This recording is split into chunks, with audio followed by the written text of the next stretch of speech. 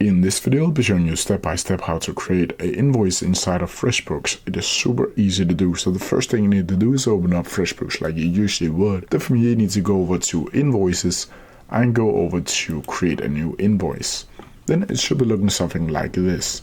Here you can drag in a logo or your specific logo. You can add in a build to where you can select your own client, or you can create a client down here if you want to do that. Then from here, you can add in the date of issue, the due date for the invoice, and you can change the invoice number if you want to do that. Then from here you can go down here to add in a line for the description, and here you can add in the item that you have sold inside of the invoice. Here you can also add in a rate and add taxes if you want to do that. You can also add in the quantity, and you can see over here the total line of that specific item. Down here you can add a new line if you want to do that. And if you misclick, you can always delete it over here. Then from here you can add in a discount, pretty self-explanatory, and you can request a deposit where you can either select percentage or a flat amount for the invoice. You can also add in a payment schedule if you want to do that, either percentage or flat amount. And down here you can also add in your notes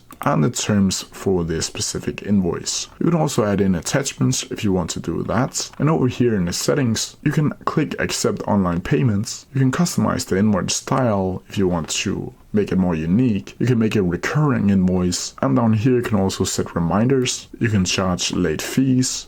You can change the currency or language, or you can set in the invoice attachments. Then from here you can either save it or you can send the invoice to.